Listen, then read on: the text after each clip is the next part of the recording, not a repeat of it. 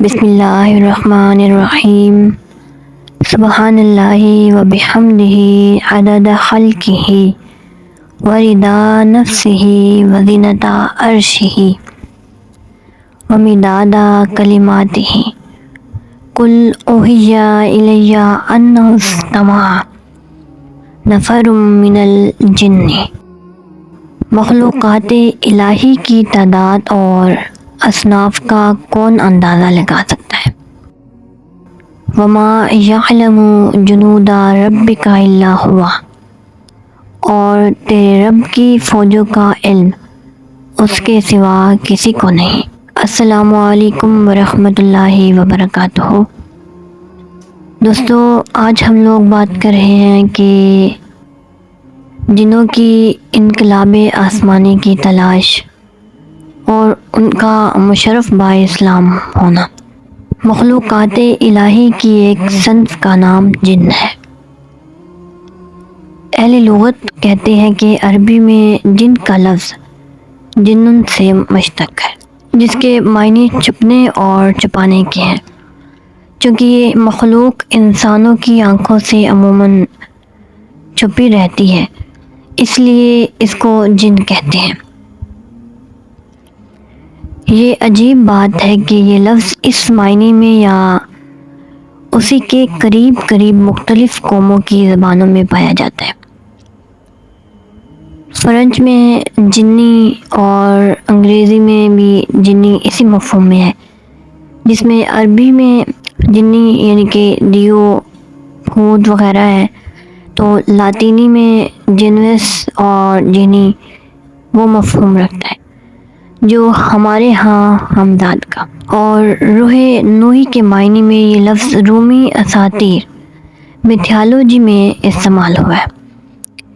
فارسی میں جان کے معنی مطلق روح کے ہیں۔ بہرحال دنیا کی قوموں میں یہ اعتقاد کسی نہ کسی حیثیت سے موجود رہا ہے کہ انسانوں کے سوا اس سطح ارضی پر ایک اور غیر مرئی مخلوق بھی موجود ہے۔ یورپ کے موجودہ دور الحاد میں ارواح سے نامہ و پیغام اور ان کے عمل و تسخیر کے کارنامے بڑے بڑے فلسفیوں اور مادہ پرستوں کو آئینہ حیرت بنائے ہوئے ہیں، اور روز بروز ان کے انکار اور شک کی جرائم کم ہوتی چلی جاتی ہیں۔ اسلام کے علاوہ دوسری مذہبی کتابوں میں بھی جن اور شیطان کے تذکرے موجود ہیں۔ ان کی بڑی تعداد انسانوں اور حیوانوں کو ان کے پنجہ ظلم سے رہائی ہے۔ قرآن مجید نے بتایا ہے کہ ان کی پیدائش انسانوں سے پہلے ہوئی ہے اور آگ سے بنائے گئے ہیں۔ سورہ ہجر میں ارشاد باری تعالیٰ ہے کہ ہم نے آدمی کو کھنکھناتے سڑے ہوئے گارے سے پیدا کیا، اور جنوں کو اس سے پہلے لو کی آگ سے پیدا کیا۔ اسی طرح سورہ رحمان میں ارشاد باری تعالیٰ ہے، اور اس نے جنوں کو آگ کی لو سے پیدا کیا ہے۔ اسلام سے پہلے عرب میں جنات کا بڑا تسلط تھا، ان کی پوجا کی جاتی تھی، ان کو دہائی ان کی مانگی جاتی، اور بت خانوں میں جو عامل اور کاہن ہوتے تھے ان سے ان کی دوستی ہوتی تھی۔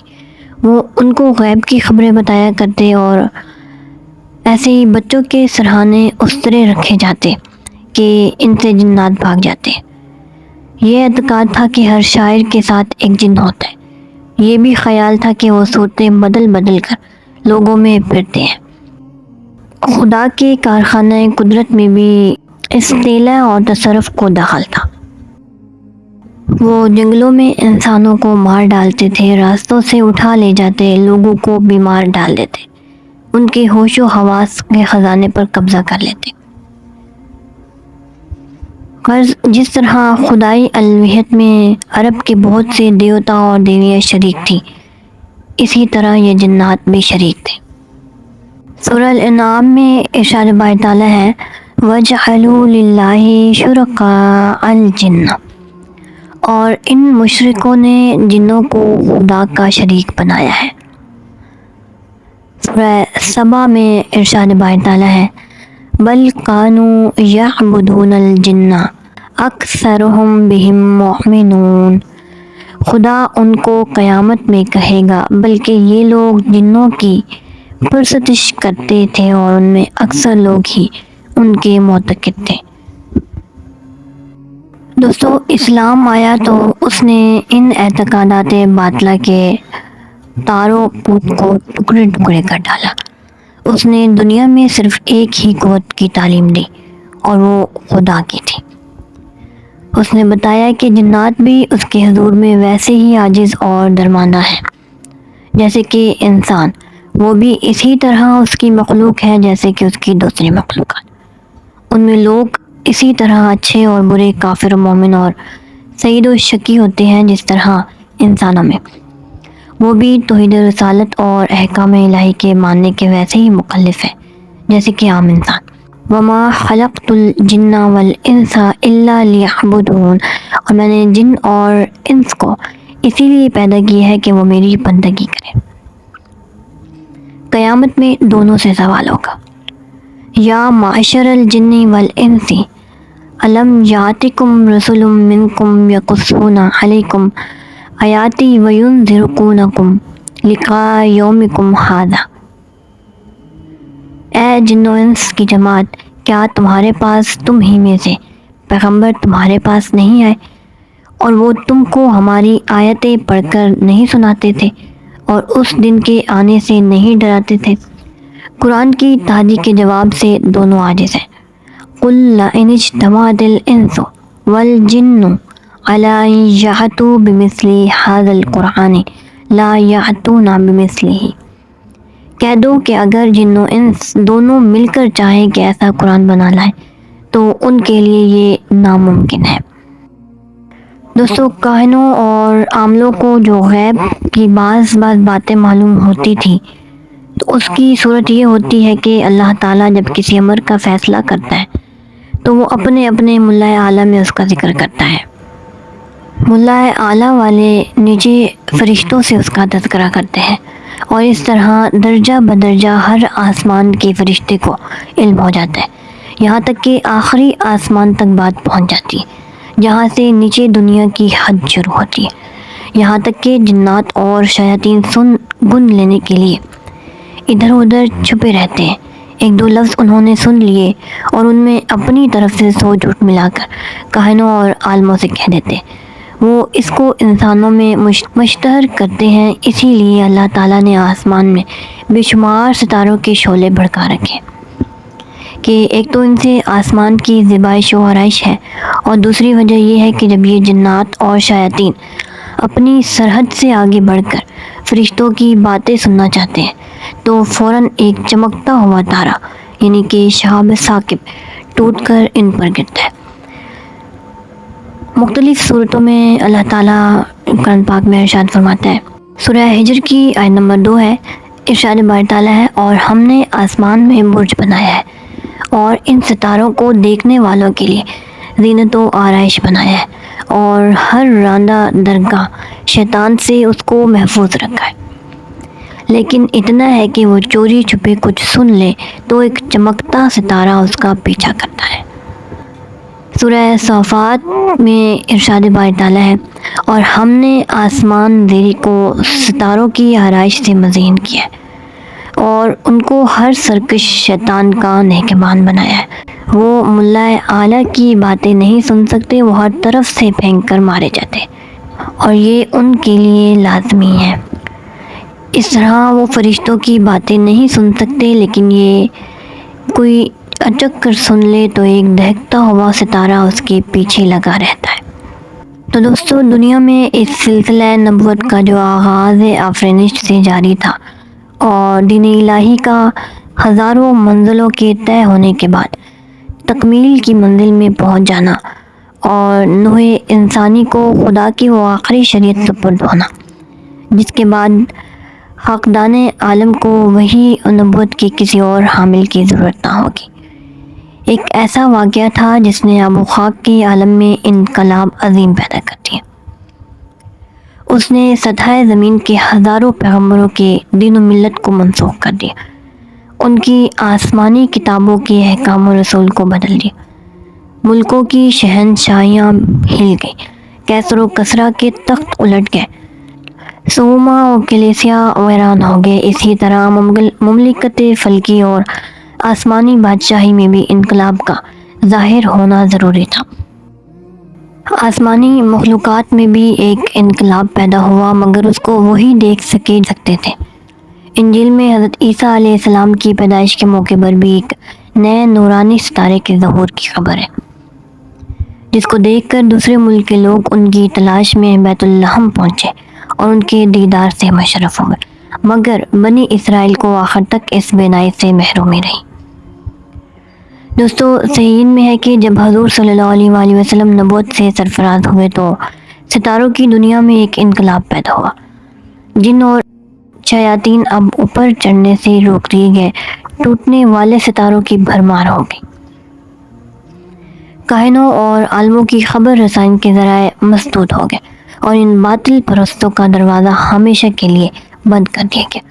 اس آسمانی انقلاب نے جنوں اور شیطانوں کی محفلوں میں حیرت پیدا کر دی۔ سب نے کہا یقیناً روئے زمین پر کوئی اور اہم واقعہ رونما ہوا ہے۔ دنیا کی ہر سمت کو انہوں نے چھان ڈالا۔ اس پر چند سال گزر گئے۔ نبی کریم صلی اللہ علیہ وآلہ وسلم کی تبلیغ کے لیے قبائل میں دورے کر رہے تھے اور اسی تقریب سے عکاظ کے میلے میں تشریف لے جا رہے تھے۔ راستے میں رات کے وقت مقام نخلا میں قیام ہوا۔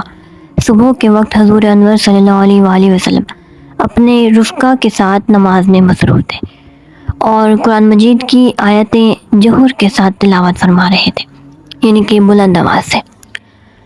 تو اتفاقاً جنوں کی ایک جماعت کا جو تفشیش حال کے لیے تہامہ کی طرف آئی تھی، اس مقام پر گزر ہوا۔ اس نے جب قرآن مجید کی آیتیں سنی تو یک بار پکار اٹھی کہ یہی وہ نور حق ہے جو درخشاں ستاروں میں ہمیں نظر آتا ہے۔ وہ لوٹ کر اپنی قوم میں گئی اور ان کو جا کر خاتم نبوت کے ظہور کی بشارت سنائی۔ یہ پوری تفصیل صحیح مسلم کتاب الصلاۃ باب الجہر فی الصبح میں ملے گی، اور ساتھ ہی امام بخاری نے مختلف ابواب میں اس واقعے کو درج کیا ہے۔ سورہ جن کی آیتیں یہ ہیں اور ان کا صرف میں آپ لوگوں کے ساتھ ترجمہ شیئر کروں گی کہ اے پیغمبر، لوگوں سے کہہ دے کہ مجھ کو بذریعہ وحی خبر دی گئی ہے کہ جنوں کی ایک جماعت نے قرآن کو سنا تو انہوں نے کہا کہ ہم نے عجیب و غریب کتاب الہی سنی جو ہدایت کی طرف رہنمائی کرتی ہے، تو ہم اس پر ایمان لائے اور اب ہم ہرگز خدا کا کسی کو شریک نہ بنائیں گے۔ خداوند تعالیٰ کی نہ تو کوئی بیوی ہے اور نہ لڑکا ہے، اور ہم میں سے کچھ بیوقوف خدا پر بہت دور از عقل الزام قائم کرتے تھے۔ ہم سمجھتے تھے کہ کوئی انسان یا جن خدا پر جھوٹا الزام نہیں کر سکتا۔ انسانوں میں کچھ لوگ ایسے تھے جو بعض جنوں کی پناہ مانگا کرتے تھے، تو انہی نے ان کو اور زیادہ گمراہ کر دیا۔ انسان بھی ہماری ہی طرح یہ سمجھتے تھے کہ اب خدا کوئی پیغمبر نہ بھیجے گا۔ ہم نے آسمان کو خوب ٹٹولا تو ہم نے پایا کہ وہ نگہبانوں سے اور ٹوٹنے والے تاروں سے بھرا ہوا ہے۔ ہم پہلے اس آسمان کی بعض نشست گاہوں میں سننے کو بیٹھ جاتے تھے، اب جو کوئی سننے جاتا ہے تو اپنی طاق میں ٹوٹنے والے ستارے کو پاتا ہے۔ اور ہمیں نہیں معلوم کہ اس انقلاب سے زمین والوں کے ساتھ کسی برائی کا ارادہ کیا جا رہا ہے یا ان کا پروردگار ان کے ساتھ بھلائی کرنا چاہتا ہے۔ ہم میں اچھے بھی ہیں اور ان کے علاوہ اور لوگ بھی ہیں۔ ہم جدا جدا راستوں پر تھے اور ہم سمجھتے تھے کہ ہم خدا کو زمین میں عاجز نہیں کر سکتے اور نہ بھاگ کر اس کے قبضے سے نکل سکتے، اور اب جب ہم نے اس ہدایت کی بات سن لی تو اب ہم اس پر ایمان لاتے ہیں۔ تو جو شخص اپنے پروردگار پر ایمان لے آتا ہے تو پھر گھاٹے ٹوٹے کا اس کو ڈر نہیں رہتا۔ ہم میں کچھ اطاعت گزار ہیں، کچھ گناہ گار ہیں، تو جو اطاعت گزار ہیں انہی نے حقیقت میں ہدایت کا راستہ ڈھونڈ نکالا ہے، اور جو گناہ گار ہیں وہ جہنم کے ایندھن ہیں۔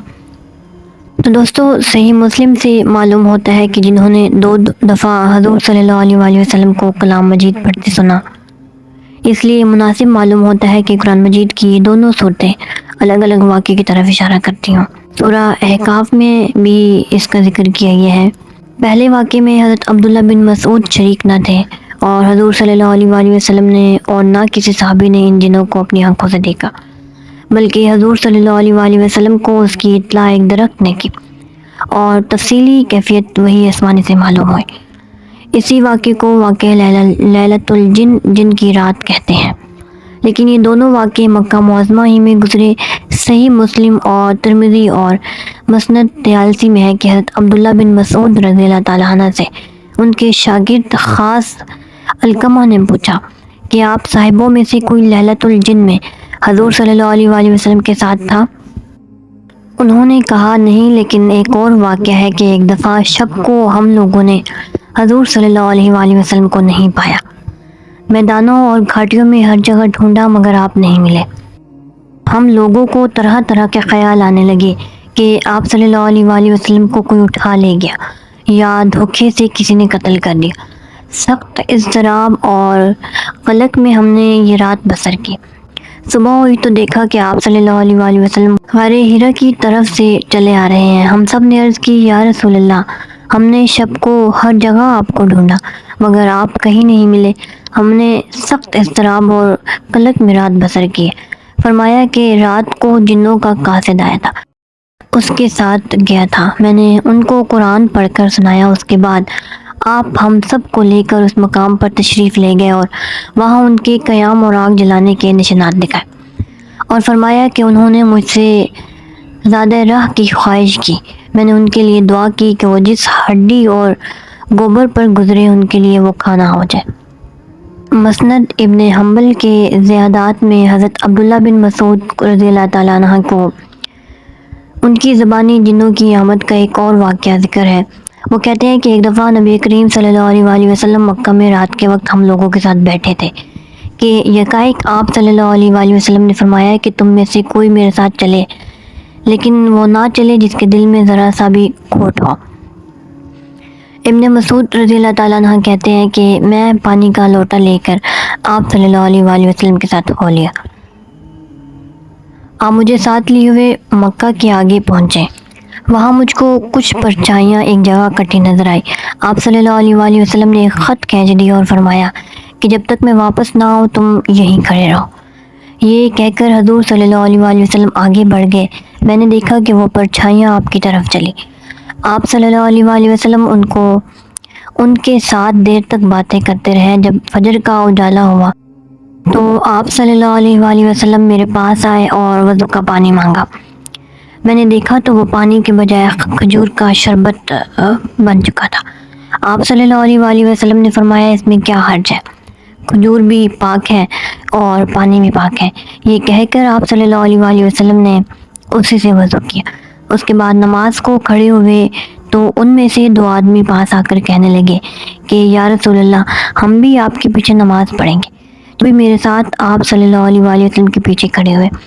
نماز سے فارغ ہو کر میں نے پوچھا کہ یا رسول اللہ یہ کون لوگ تھے؟ فرمایا یہ شہر نصیبین کے جن تھے، اپنے کچھ معاملات میرے پاس فیصلے کے لیے لائے تھے۔ انہوں نے مجھ سے توشہ مانگا تو میں نے دے دیا۔ عرض کی یا رسول اللہ، کیا آپ صلی اللہ علیہ وآلہ وسلم کے ساتھ کوئی توشہ کا سامان تھا؟ فرمایا میں نے انہیں گوبر اور ہڈی کا توشہ دے دیا ہے، گوبر ان کے لیے جو اور ہڈی پر گوشت ہو جائے گی۔ اسی موقع پر آپ صلی اللہ علیہ وآلہ وسلم نے گوبر اور ہڈی سے استنجا منع فرمایا۔ یہ مسند ابن حنبل جلد اول صفحہ نمبر 485 میں یہ واقعہ ذکر ہے۔ زیادات مسند اور صحیح مسلم کی دونوں روایتیں کیا ایک ہی واقعے کی دو تفصیلیں ہیں؟ مگر ان دونوں ہی روایتوں کے جزیات میں اسی قدر فرق ہے کہ وہ یقیناً ایک نہیں ہو سکتی۔ لیکن حقیقت یہ ہے کہ زیادات مسند کی روایت بالکل لغو اور بے سر و پا ہے۔